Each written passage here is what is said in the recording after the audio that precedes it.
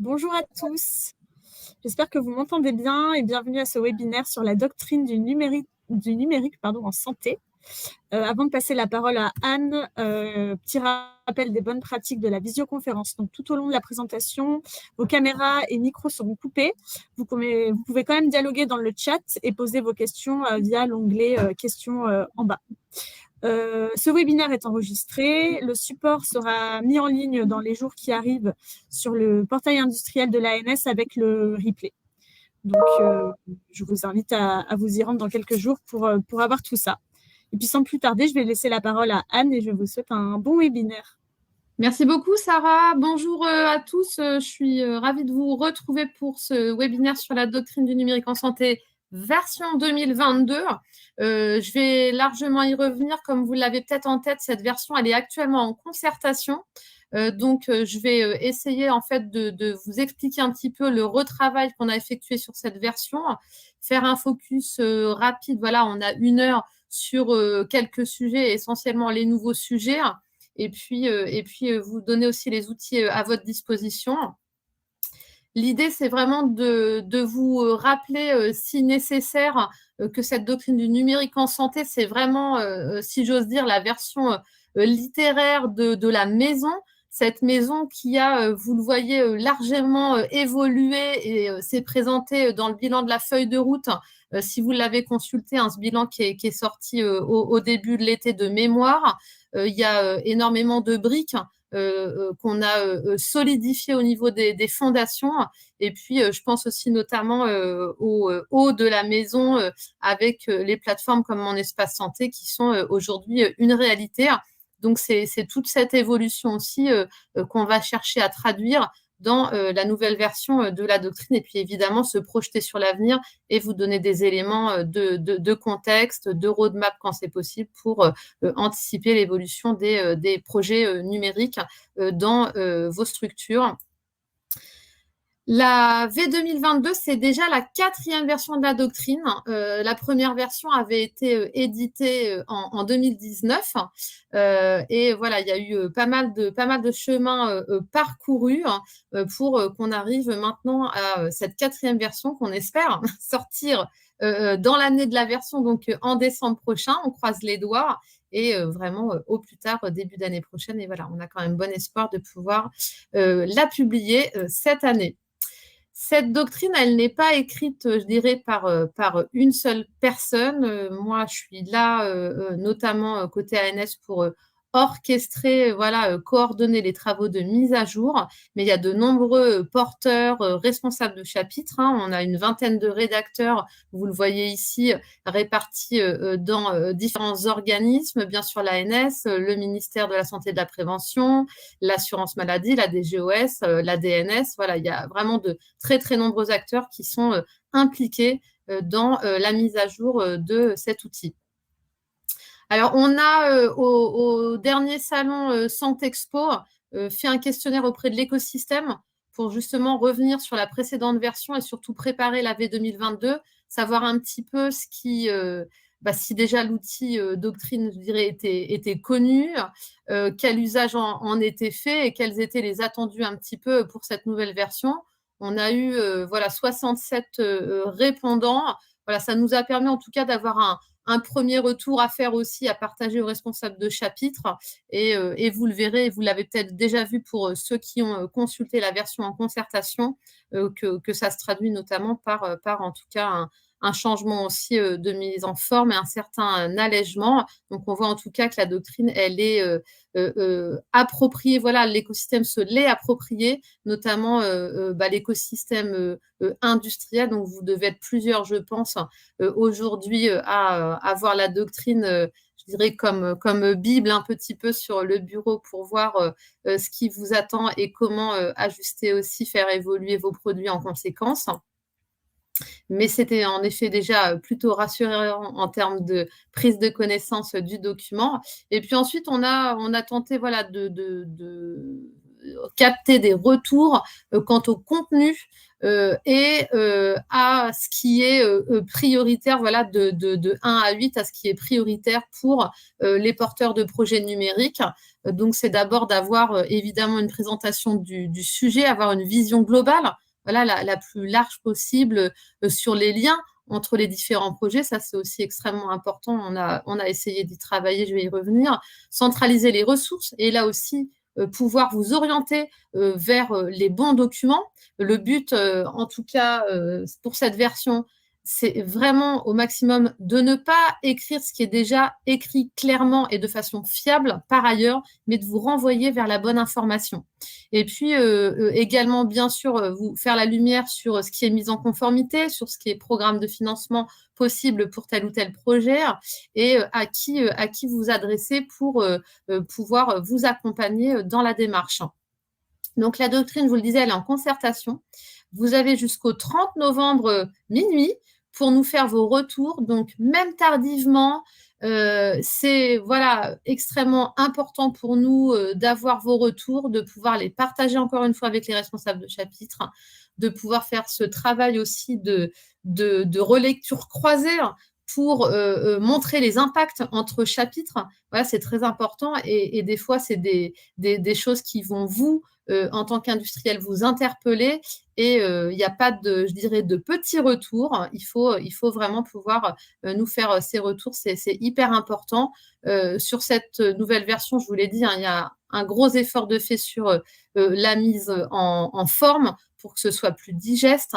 Revenir aussi aux fondamentaux et vous présenter la politique d'État plateforme, revenir sur les règles fondamentales, la sécurité, l'interopérabilité et l'éthique. Donc ça, c'est quelque chose qu'on cherche, je dirais, à saupoudrer tout au long de la doctrine. Et vous devriez trouver pour chaque thématique les référentiels avec lesquels vous mettre en conformité, les principaux impacts, donc pour vous en tant qu'industriel, pour les professionnels, pour les usagers, enfin voilà, pour l'ensemble de l'écosystème quand on peut le mettre en visibilité, les liens avec les autres outils et les services socles, les feuilles de route, donc là aussi, on tente dans la mesure du possible de vous donner de la visibilité à 1 an, voire à 3 ans, pour essayer de vous donner une grande tendance, et les outils pour vous aider dans la mise en œuvre. Donc, comme le disait Sarah, vous aurez la présentation en fin de webinaire et sinon, donc, je vous invite à aller sur participer pour justement consulter cette concertation et apporter vos retours. Donc, le sommaire, ça, c'est le sommaire de la V 2022, donc un sommaire réarticulé pour ceux qui ont en visibilité la dernière version, la V 2021, ou qui iront la voir. On a remonté évidemment volontairement les plateformes de santé tout en haut, avec notamment mon espace santé. C'est plus que d'actualité. Et ça fait complètement écho à tous les travaux que beaucoup d'entre vous, sans doute en ligne, peut-être ont en cours avec notamment le référencement Ségur, et que c'est vraiment avec l'objectif de tirer les usages de mon espace santé. Donc, il nous semblait aussi assez naturel de remonter les plateformes. Donc, mon espace santé, vous redonnez de la visibilité sur le bouquet de services aux professionnels. Donc là aussi, bien sûr, il y a les documents en concertation, mais on profite aussi, nous, de la concertation pour peaufiner, pour compléter. Il y a toujours des arbitrages en cours et donc, je dirais, jusqu'au dernier moment, on essaiera de mettre les informations les plus à jour au moment de la publication. La partie concentrateur de données avec le Health Data Hub, et puis ensuite un deuxième gros chapitre avec les référentiels et les services socles, les 3 règles fondamentales, comme je vous le disais, pour notre service numérique de santé, et puis ensuite les référentiels où on va revenir bien sûr sur les référentiels d'identité, le RPPS, tout ce qui va être modalité d'authentification électronique, également donc la partie finesse, certificat, avant d'entrer dans les services socles, avec donc l'application carte vitale, l'ordonnance numérique, donc e-prescription unifiée, les messageries sécurisées de santé, et puis donc quelques nouveaux chapitres avec notamment le service d'accès aux soins, donc le SAS, e-parcours, le répertoire opérationnel des ressources, et puis autre nouveau chapitre, donc l'intégration du projet via trajectoire. Et si dans les précédentes versions, bien sûr, depuis le début, on parle d'éthique, là, c'est vraiment, la partie éthique est vraiment nouvelle au sens cadre éthique du numérique en santé, hein, vraiment au même titre qu'on a des référentiels d'interop, de sécurité, c'est vraiment l'idée de mettre en place, de communiquer sur un cadre éthique du numérique en santé. Et évidemment, ça fait écho à cet aspect important. Je pense notamment aux critères éthiques, voilà, au référencement catalogue de services de mon espace santé. Enfin voilà, vous voyez bien que cette dimension éthique, elle est complètement concrète et prépondérante dans l'ensemble des projets déjà depuis un certain temps et encore plus dans l'avenir. Voilà, donc pour je dirais aussi la forme, comme je disais, on a divisé par 2 le nombre de pages. Donc, je vous l'ai dit, le but, c'est vraiment qu'on n'aille pas réécrire. En tout cas, on essaie au maximum de ne pas le faire, de réécrire ce qui est parfaitement bien écrit par ailleurs. Mais encore une fois, de vous envoyer vers les bonnes informations. Donc, en tout cas, on espère que cette version va être plus digeste et plus facile d'accès de ce fait. Voilà, hein, donc énorme travail de simplification, d'harmonisation. Pour l'ensemble des chapitres, voilà, on a travaillé sur une fiche, je dirais, type. Et on sait qu'il y avait une hétérogénéité assez forte des chapitres dans les précédentes versions. Là, on est extrêmement attentif à avoir une harmonisation entre chapitres pour que vous soyez moins perdus. Et donc, ça doit se traduire normalement par justement le fait de pouvoir vous indiquer la présentation du projet, ses principaux objectifs, ce que vous allez y trouver, et puis de vous donner le corpus documentaire de référence associé, les publics cibles, les impacts, comme je vous le disais, la trajectoire et les liens pour vous aider. Donc ça, c'est vraiment le déroulé type qu'on a mis en place, que vous pouvez voir dans la concertation et pour lequel on va être vraiment attentif au moment de la publication parce que ce soit respecté par tous les porteurs de chapitres. Donc, pour une bonne compréhension de la doctrine, on a choisi de compléter avec certains éléments qui étaient pour certains prévus au début, voilà, au moment des premières versions, mais peut-être pas suffisamment lisibles. Donc, en tout cas, on va vraiment mettre en avant voilà, un avant-propos assez opérationnel pour essayer de bien donner le contexte du projet. S'il y a un programme de financement associé, et puis globalement, pour tous les liens, que ce soit les référentiels vers lesquels justement vous devez vous tourner, avec lesquels vous devez vous mettre en conformité, les liens, les outils, vous verrez qu'on va avoir donc une version interactive avec des liens cliquables partout, ce qui fait que vous pourrez, voilà, relativement confortablement, on l'espère, vous tourner vers les bonnes informations et cliquer directement dans le texte et dans le chapitre concerné. Donc, on fait également des renvois voilà, d'un chapitre à l'autre quand on estime que pour vous, en termes de prise de connaissance, ça amène un intérêt. Pour vous montrer très vite, parce que ce n'est pas facile que ce soit suffisamment lisible au niveau de la présentation, c'était juste vous montrer un petit peu concrètement à quoi ça peut ressembler sur un chapitre type. J'ai pris l'exemple du répertoire partagé des professionnels de santé pour vous montrer, donc au niveau de la fiche, le projet en quelques mots. Voilà, on résume assez rapidement le projet pour voilà, redonner un petit peu de contexte, d'actualité. Et puis, on passe ensuite à l'objectif du projet, là aussi de manière la plus lisible possible, avec les renvois ad hoc si nécessaire. On va aussi, bien sûr, vous détailler ce que vous allez trouver dans le chapitre, les référentiels avec lesquels il est nécessaire de se mettre en conformité, les publics. Donc, c'est vraiment voilà, ce séquençage, cette présentation qui est la plus systématique possible d'un chapitre à l'autre. Les impacts, donc là aussi, vous le voyez avec les renvois et à chaque fois, toujours aussi une harmonisation du vocabulaire. Donc voilà, on aura toujours les impacts pour les fournisseurs de services numériques, donc vous, par exemple, en tant qu'industriel, pour les usagers quand ça se présente, et puis aussi un maillage de liens et d'outils. Et donc, voilà, la petite araignée là que vous pouvez voir à droite, avec là aussi les liens, les renvois vers les documentations les plus à jour sur tel ou tel sujet. Tout ce qui va être trajectoire, donc là, suivant les thématiques, on est en train de revoir, voilà, est-ce qu'on vous laisse ça c'est de la forme, hein, mais en format, je dirais, tableau, est-ce que c'est plus lisible qu'en timeline? Enfin voilà, là, c'est des petites questions finales, pas les plus importantes, mais voilà, encore une fois, on essaie d'apporter de la lisibilité à la présentation de l'information qu'on vous propose. Et la trajectoire à 3 ans. Hein, donc, vous avez peut-être vu sur la concertation les parties qui sont, pour l'instant, je dirais, les plus manquantes, qui vont évidemment être complétées, c'est les parties trajectoire, parce qu'au moment où on a lancé la concertation, comme je vous le disais en introduction, les choses peuvent bouger rapidement d'un chapitre à l'autre.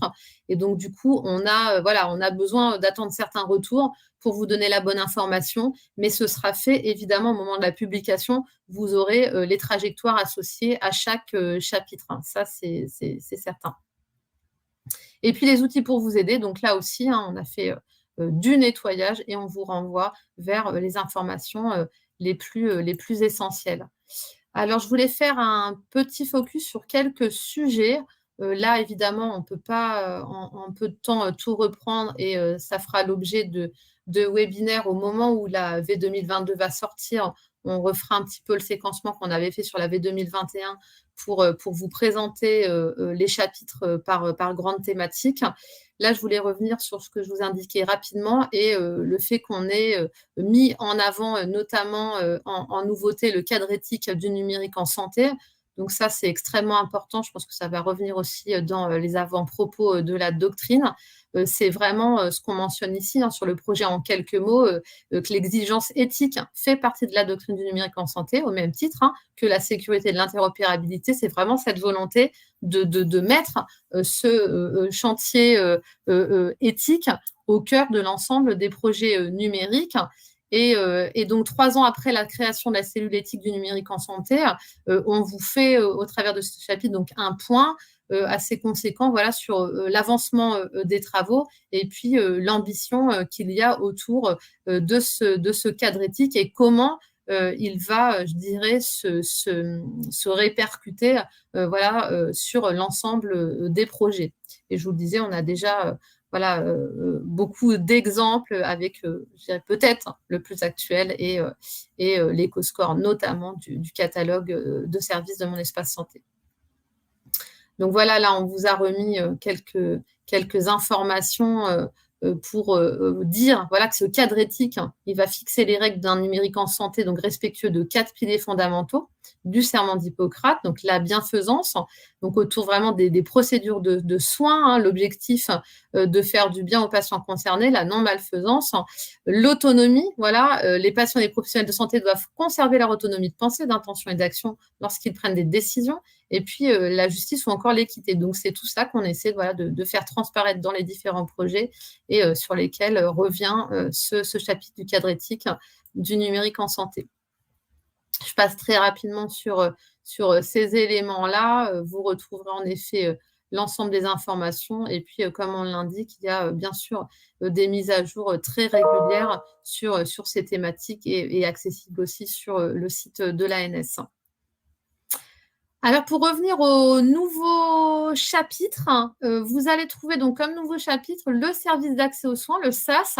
On en avait déjà parlé l'année dernière, mais c'est un chapitre qui n'avait pas fait son entrée finalement au sein de la doctrine. Là, on arrive, je dirais, à un niveau d'information suffisant pour vous partager pas mal d'informations. Donc, vous l'avez peut-être en tête, mais donc le projet en quelques mots, c'est quoi? C'est vraiment faire écho à l'engorgement, à la situation critique, si j'ose dire, des services d'urgence. On sait la tension qu'il y a au niveau de ces services dans nos hôpitaux. Et c'est l'idée d'avoir voilà, un dispositif composé de plusieurs services, accessible par tous et disponible 24 heures sur 24, 7 jours sur 7, pour toute demande de soins urgents ou non programmés. Et ainsi, le patient, donc, lorsqu'un patient appelle et qu'il n'y a pas d'urgence vitale, un régulateur du service d'accès aux soins va pouvoir prendre en charge l'appel et le rediriger vers la médecine de ville en prenant rendez-vous pour le patient. Donc, sur ce que vous allez trouver dans la plateforme numérique nationale du SAS, c'est plusieurs blocs. Le bloc qui correspond à la base de données santé.fr, donc adossé aux référentiels nationaux comme le RPPS, le FINES et le ROR, donc là aussi pour garantir l'exhaustivité de l'offre de soins. Vous allez retrouver un agrégateur de créneaux de disponibilité, donc avec un certain nombre d'éditeurs, voilà, et des phases pilotes, donc pour remonter automatiquement les créneaux disponibles sur la plateforme du SAS. Et puis donc une généralisation à l'ensemble des éditeurs, donc qui a été lancée mi-avril 2022, et des travaux sont également en cours afin de mettre en place une interface et agréger les créneaux de disponibilité de structures type SOS médecins, les CPTS, les MSP et éventuellement les centres de santé. Et bien sûr, c'est vraiment aussi un bloc pour fluidifier la prise de rendez-vous la plus efficace possible. Donc, l'objectif, c'est en lien avec le pacte de refondation des urgences, repris dans le cadre du Ségur, et c'est vraiment mettre en place un dispositif qui va s'organiser autour du patient ou de l'aidant et qui va assurer une réponse à des besoins de soins urgents ou non programmés, mais non vitaux. Donc, cette plateforme, c'est à la fois une plateforme téléphonique et une plateforme numérique. Et l'objectif, ça va vraiment être de pouvoir orienter de la meilleure façon possible le patient et aussi d'avoir une orientation vraiment adaptée et coordonnée entre la ville et l'hôpital. Le service d'accès aux soins, donc c'est aussi, comme pour l'ensemble des chapitres, des référentiels avec lesquels se mettre en conformité. Donc, bien sûr, ça va tourner autour notamment de la gestion autour des référentiels RPPS, FINES, ProSanté Connect, pour tout ce qui est donc implémentation de la connexion avec ProSanté Connect, et puis le cadre d'interopérabilité des systèmes d'information de santé, avec notamment le volet gestion d'agenda partagé, donc qui est là évidemment extrêmement important, puisque on est dans l'agrégation de rendez-vous et l'identification de plages disponibles. Au niveau des publics cibles, donc on a bien sûr donc les régulateurs, toute cette filière généraliste au niveau des urgences, les professionnels de santé libéraux. Et puis, on va avoir bien sûr côté technique des éditeurs de solutions d'agenda, de régulation médicale, et puis pour se mettre en lien encore une fois avec un certain nombre de structures et faire remonter les disponibilités de telle ou telle structure, de tel ou tel professionnel. Donc là, on vous redécrit aussi, côté fournisseur de services numériques, les principaux impacts. Donc là, encore une fois, avec notamment l'utilisation des annuaires.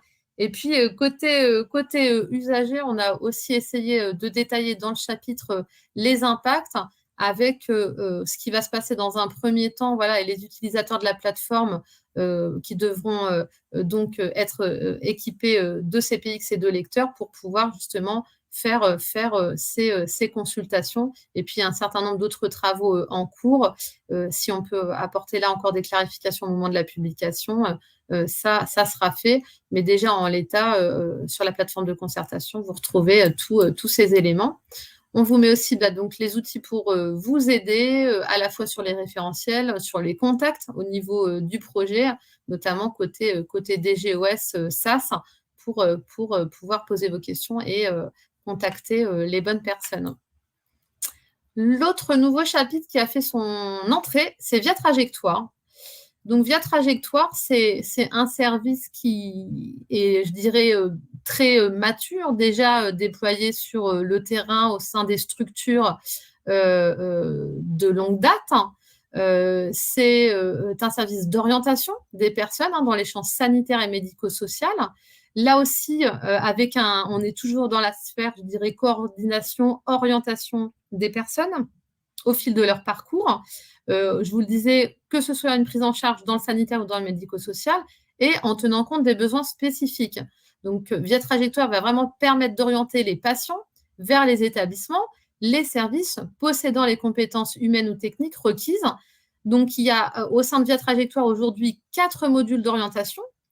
Un module d'orientation sanitaire, donc des établissements MCO vers les soins de suite. Donc, c'est très souvent, voilà, post-chirurgie, envoyer le patient en rééducation. Donc, lancer et orienter, voilà, travailler ces demandes au sein de la plateforme Via Trajectoire pour, là aussi, capter les soins de suite les plus adaptés, disponibles dans le bon timing.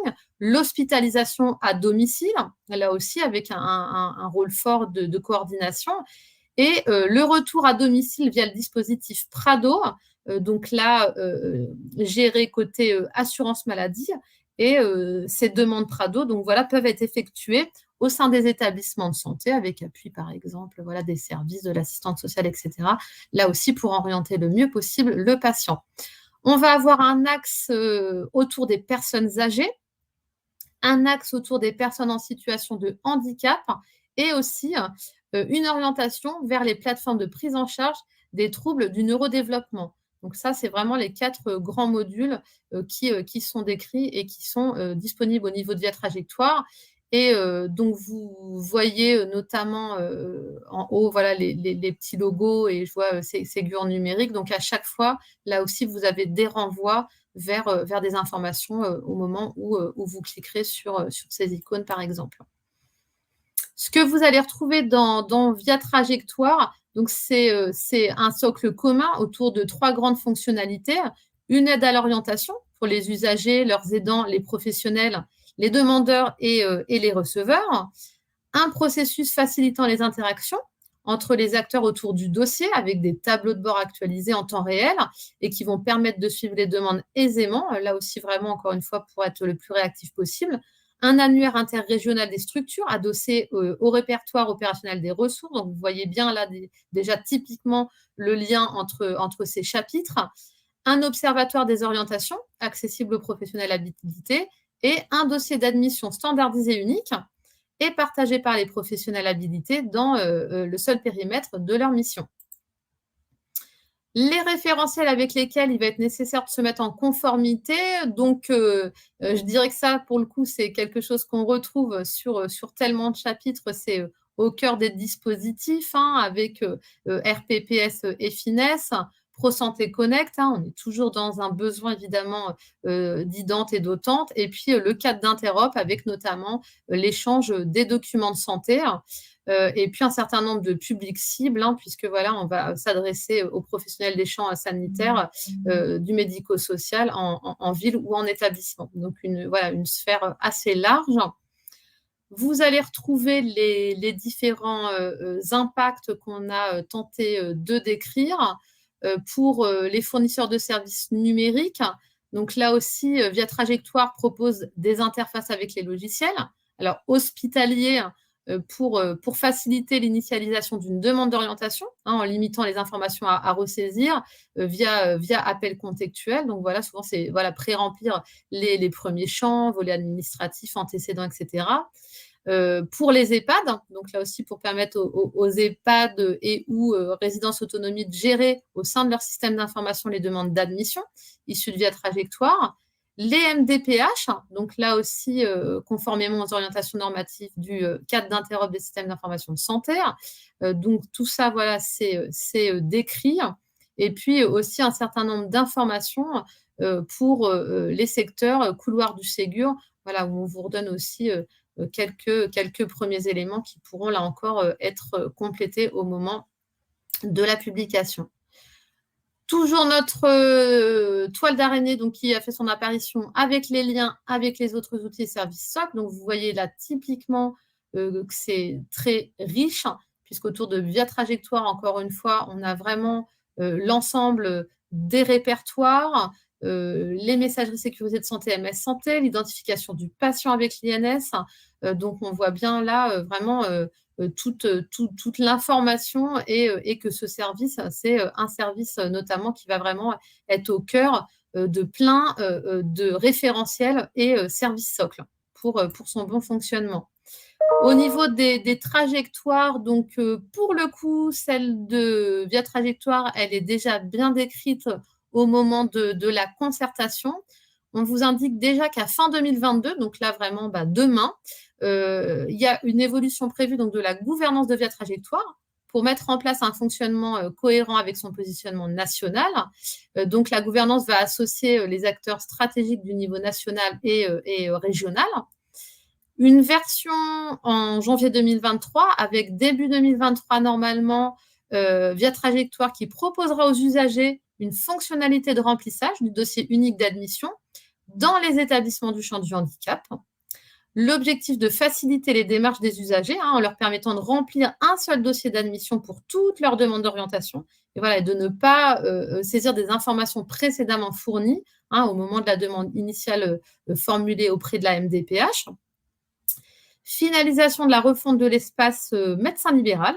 Donc là, voilà, avec l'ajout d'une fonction qui va permettre au médecin de déclarer son personnel de cabinet pour autoriser l'accès à ces dossiers via trajectoire. Donc, on va avoir une fonction aussi pour permettre au médecin de récupérer un dossier grand âge à la demande d'un patient, voilà, ne l'ayant pas encore désigné comme médecin traitant, par exemple. La gestion de certaines orientations scolaires. Donc ça, c'est aussi bien décrit dans la version en concertation. Toujours de la visibilité sur 2023, donc avec une version programmée au mois de juin, là avec pas mal d'éléments. Et notamment, on vous indique que dans le cadre du Ségur numérique, Via Trajectoire donc, va mettre en place une interface avec les logiciels des établissements socio-médico-sociaux dans le champ du handicap, donc qui sera mise à disposition en milieu 2023. Cette interface va permettre aux professionnels d'être notifiés des demandes d'admission directement dans leur logiciel métier. Donc là aussi, évidemment, en termes d'adhésion, c'est un vrai plus. La refonte de l'espace usager, notamment sur les champs des orientations pour les personnes âgées.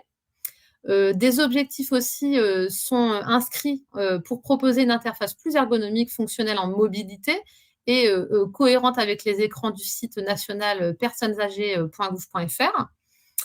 L'orientation sanitaire donc, va évoluer aussi pour intégrer les impacts de la réforme des soins médicaux et de réadaptation et aussi une version à fin 2023. Donc, ça bouge vraiment fort en 2023 sur ce service via trajectoire et une évolution qui va être portée donc, pour donner une place plus conséquente et lisible vers notamment les orientations du domicile. Donc là, voilà, vraiment beaucoup d'informations et Via Trajectoire sera homologué en tant que SI national. Donc, c'est vraiment important et on comprend avec tous ces éléments que le service voilà, intègre pleinement la doctrine du numérique en santé. Pour aller un petit peu plus loin, on vous a remis quelques liens. D'abord, vous rappelez évidemment la forte adhérence qu'il y a entre la doctrine et l'outil convergence. Pour beaucoup, vous êtes peut-être ici impliqués dans des programmes de financement, dans l'évaluation de la maturité, de la conformité de vos outils à la doctrine du numérique en santé. Et tout ça, ça se fait au travers de la complétude de l'outil convergence, qui est maintenant un passage obligé, notamment pour l'ensemble des référencements. Je pense bien sûr au programme SONS côté Ségur, mais là encore une fois, au processus de référencement au catalogue de services de mon espace santé. Genius, donc la plateforme Genius sur laquelle vous retrouverez la boussole de la doctrine technique et puis l'espace documentation du site de l'ANS où actuellement donc, il y a l'AV 2021 mais où demain évidemment on ira faire la mise à jour et on vous indiquera l'ensemble des thématiques voilà, à jour pour l'AV 2022 encore une fois qu'on espère donc publier cette année, donc en décembre. On fera début d'année prochaine, comme d'habitude, des webinaires de présentation, voilà, une fois que l'AV 2022 sera publié. Donc, encore une fois, je vous invite plus que fortement à prendre connaissance de la version de concertation, à faire vos retours. On commence à avoir quelques retours. On a notamment des retours qui nous semblent assez structurants qui arrivent sur le pan interopérabilité. Donc voilà, c'est vraiment important que ce soit des choses structurantes, des questions, des remarques. C'est important, on collecte tout ça, on y répondra et on vous déposera évidemment les retours ensuite sur la plateforme de concertation, mais c'est surtout le moyen pour nous de pouvoir échanger avec les responsables de chapitre et clarifier ce qui doit l'être pour vous par la suite au moment de la publication. Alors, je ne sais pas si jamais vous avez des questions, n'hésitez pas à les poser dans l'onglet questions. Je vais vous remettre le lien, je le récupère vers la concertation, des fois que quelqu'un soit passé à côté, je ne pense pas, mais on ne sait jamais. Je vous le mets, voilà, donc ça c'est le lien vers la concertation. Et c'est tout découpé, si vous voulez ne prendre connaissance que d'un chapitre, c'est très facile de le faire. On a vraiment découpé chapitre par chapitre pour ne pas vous obliger à aller sur l'ensemble du document si vous ne le souhaitez pas en première intention. Donc, vous pouvez vraiment consulter les éléments partie par partie. Et puis, bien sûr, pour compléter sur l'aspect convergence, bien sûr que la mise à jour de cette doctrine va du coup engendre, et les travaux sont déjà en cours, des mises à jour potentielles de certains questionnaires sur convergence. Donc ça, comme d'habitude, évidemment, les équipes convergence communiqueront, mais dès lors qu'on aura la publication de la doctrine, il y a toute cette synchronisation qui se fait entre ce qui est mentionné dans la doctrine et l'évolution de l'outil convergence en conséquence. Voilà, donc je ne sais pas s'il y a des questions. S'il n'y a pas de questions, vous retrouverez l'ensemble des éléments. Il n'y a pas de questions dans le chat. Ok, de toute façon, encore une fois, l'espace de concertation, il est fait pour. Donc, si elles ne sont pas là aujourd'hui et que vous prenez le temps dans les prochains jours, et vous avez jusqu'au 30 novembre, encore une fois, pour prendre de la connaissance sur cette nouvelle version, encore une fois, n'hésitez pas à nous partager tous vos retours.